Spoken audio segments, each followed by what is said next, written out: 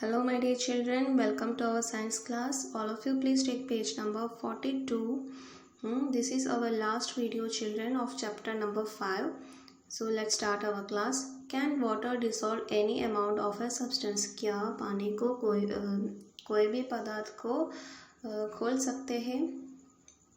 In chapter 4 we found that many substances dissolve in water and form a solution. We say that these substances are soluble in water. हमने chapter 4 में पढ़ा था कि सम substances कुछ चीज़ों पानी में डिसॉल्व होते हैं और हम इसको सॉल्युबल सब्सटेंस ही कहते हैं. What will happen if we go on adding more and more of these substances to a fixed quantity of water? If we are adding जो हमने एक फिक्सड क्वांटिटी पानी में एक प्रॉपर अमाउंट का पानी के अंदर हम ज़्यादा का ज़्यादा ये चीज़ों ऐड किया है तो इसका रिजल्ट क्या हो जाएंगे. एक्टिविटी 8 है. You will need a beaker और a tumbler, a spoon, salt and water. ये एक्टिविटी करने के लिए आपको क्या क्या चाहिए? टम्बलर या glass, spoon, salt and water. pour half a cup of water in a beaker. जो एक बेकर में आप या टम्बलर में आप आधा पानी भरना है.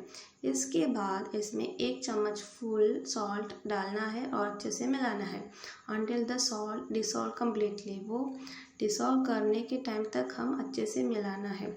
again add a teaspoonful of salt and stir well. और इसके बाद फिर से ये डिसॉल्व करने के बाद 1 और चम्मच स्पून फुल ऑफ सॉल्ट डालना है और अच्छे से मिलाना है. After adding a few spoons of salt, do you find that some salts remain undissolved and settle at the bottom of the beaker? हम ऐसे रिपीट करना है. तो आपको थोड़ी देर के बाद थोड़ी स्पून हमने मिलाने के बाद हमको क्या देख सकते हैं? कुछ सॉल्ट ये ग्लास टम्बलर के नीचे बैठते हैं, डिसॉल्व नहीं होते हैं. If yes, this means that no more salt can be dissolved in the amount of water we have taken. अभी आपको ऐसा ही ऑब्जर्वेशन मिला है को इसका मतलब क्या है? ये पानी में ये एकदम प्रॉपर अमाउंट पानी में इसके ज़्यादा सॉल्ट हमको नहीं मिक्स कर सकते हैं. The solution is now said to be saturated. ये सोल्यूशन अभी सैचुरेटेड हो गया है. जो इसकी वो पानी की कैपेसिटी बढ़ चुकी है. हम इसके पर्याप्त अमाउंट हमको डिसॉल्व कर सकते हैं ना, वो तो हो गया है. जो इसकी कैपेसिटी हो चुकी है. Here is a hint as to what might have gone wrong when Paheli tried to recover large quantity of salt mixed with sand. Perhaps the quantity of salt was much more than required to form a saturated solution.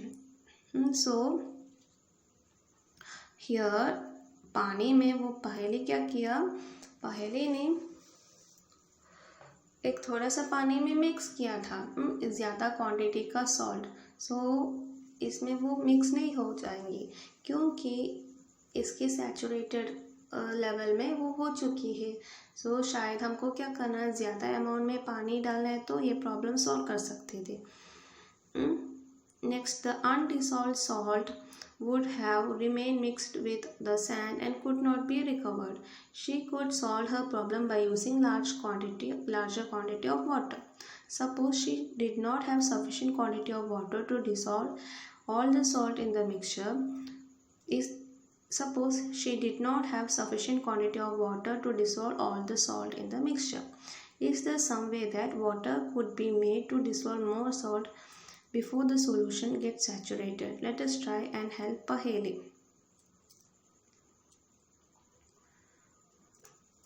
So children, पहेली को क्या गलती हो गई? पहेली के साथ शायद जो प्रॉपर अमाउंट में पानी नहीं होती थी.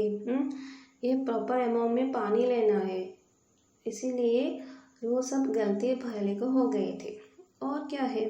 Is there some way that water could be made dissolved more salt before the solution gets saturated? ये सैचुरेशन पॉइंट में होने के पहले जो सॉल्ट को डिसॉल्व करने के और दूसरा मेथड्स है और दूसरा वे है बच्चों, वो हम देखेंगे. एक्टिविटी 9 देखो. Take some water in a beaker and mix salt in it until it cannot dissolve any more salt. एक बेकर में पानी कलेक्ट करना है, इसमें सॉल्ट मिक्स करना है. कितना मिक्स करना है? जितना भी हमको मिक्स करना है, इसके ज़्यादा इसमें डिसॉल्व नहीं कर सकता है. इसकी मैक्सिमम कैपेसिटीज तक हम इसमें सॉल्ट ऐड करना है. This will give you a saturated solution of salt in the water. इसका मतलब जो सॉल्ट सोल्यूशन अभी सैचुरेटेड पोजीशन पॉइंट में है. Now add a small quantity of salt to this saturated solution and heat it. अभी वो saturation point हो चुकी है और हम क्या करना है, इसके अंदर सॉल्ट ऐड करना है, थोड़ा सा सॉल्ट ऐड करना है. What do you find? What happens to the undissolved salt in the bottom of the beaker?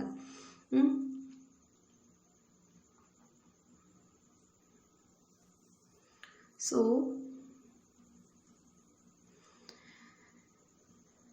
वो सैचुरेशन के बाद हम फिर से सॉल्ट ऐड किया है तो वो सब बॉटम में सेटल हो जाते हैं, वो सब हमको पता है. सो हम क्या करना है, हम हीट करना है. ये टम्बलर को, ये बीकर को हीट करना है. इसके बाद क्या हो जाएंगे?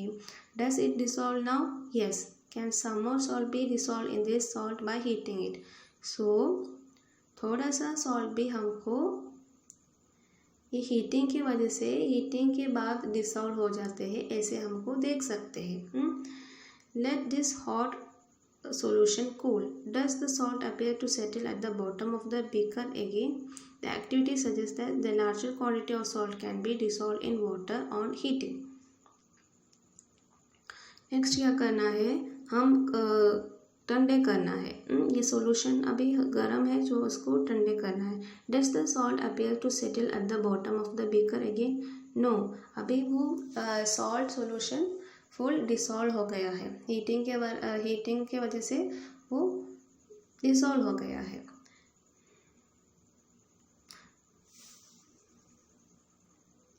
Does water dissolve equal amount of different soluble substances? Let's find out. Next question है, क्या पानी हर एक सोलेबल सब्सटेंस, अलग अलग टाइप का सोलेबल सब्सटेंस है, सो सारी सोलेबल सब्सटेंस को इक्वल तरीके से वो डिसॉल्व कर सकते हैं. Let's see activity 10. Take 2 glasses and pour half a cup of water in each of them. What you have to do, 2 glasses लेना है और ये दोनों ग्लासेस में हाफ कप पानी भरना है. Add a teaspoon of salt to 1 glass and stir till the salt dissolves. Go on adding salt 1 teaspoon at a time till the solution saturates. So हम saturation point तक हम इसमें salt डालना है. Record the number of spoons of salt that you have dissolved in the water in table 5.2. So वो saturation point तक आप कितने स्पून डाल लिया है वो आप नोटिस करना है. यहाँ 10 स्पून डाले है और 12 कितना स्पून्स आपने ऐड किया है वो तो नोट करना है टेबल 5.2 में. Now repeat the same activity with sugar. इसके बाद शुगर में एक्टिविटी करना है. कितने स्पून्स आपने डाल लिया है सैचुरेशन पॉइंट तक वो भी नोट करना है. Repeat this with other substances that are soluble in water.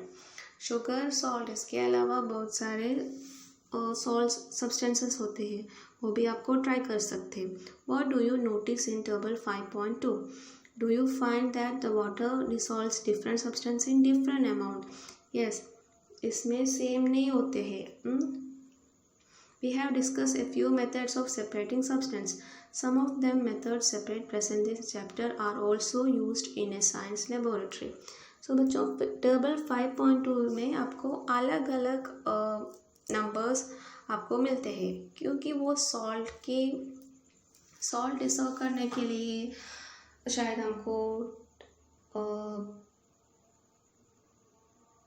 हमको dissolve number of spoons of that substance that dissolve in water. शायद सॉल्ट 10 स्पून सॉल्ट हमको डिसॉल्व कर सकते हैं, शुगर की 7 या 8 डिसॉल्व कर सकते हैं. इसका मतलब क्या है, पानी में अलग अलग सॉलिड डिसॉल्व कैसे कर सकते हैं. अलग अलग सब्सटेंस की अलग अलग डिसॉल्विंग प्रॉपर्टी होते हैं पानी में. ऐसा क्यों होते हैं? क्योंकि अलग अलग सब्सटेंस की साइज अलग होते हैं, टेम्परेचर, प्रेशर और केमिकल कॉम्पोजिशन भी अलग होते हैं ना। यह साइज जो सॉल्ट की साइज छोटे होते हैं compare to the sugar cubes थोड़ा सा मॉलिक्यूलर साइज में थोड़ा लार्ज होते हैं। सो डिसॉल्व करने में टाइम लगते हैं ना, तो इतना डिसॉल्व नहीं होते। और हम कैसे मिक्स करते हैं इसमें भी डिपेंड करते हैं। हम ज़्यादा अच्छे से स्टिर करते हैं, मिलाते हैं, तो वो जल्दी डिसॉल्व हो जाते हैं, वो अच्छे से डिसॉल्व हो जाते हैं। वो स्टिरिंग भी डिपेंड करते हैं। So in this chapter we have discussed the method to separate the substances. हमने कैसे सेपरेशन कर सकते हैं अलग अलग चीज़ों को, वो हमने इस चैप्टर में डिस्कस किया है। ये सम मेथड्स है ना साइंस लैब में भी यूज़ करते हैं। We also learn that a solution prepared by dissolving a substance in a liquid. A solution is prepared by dissolving a substance in a liquid। हमने क्या पढ़ा है? सॉल्यूशन क्या है? सॉल्यूशन मतलब कोई भी सब्सटेंस हम लिक्विड चीज़ों में मिक्स किया है तो इसको हम कहते हैं सॉल्यूशन। वो भी हमने इस चैप्टर से लर्न किया है। A solution is said to be saturated if it can not dissolve more of the substance in it. So हम कब एक सॉल्यूशन को सैचुरेटेड बताते हैं? इसमें और चीज़ों हमको डिसॉल्व नहीं कर सकते, that time we call that the solution is saturated. जो पर्याप्त अमाउंट इसमें हो चुकी है तब तक हम इसको कहते हैं सैचुरेटेड पॉइंट में होते हैं, ये सॉल्यूशन सैचुरेटेड हो गया है। So children, this is the end of our today's class. Here you can see some keywords, you have to learn the spellings also. Okay children, have a nice day. Thank you.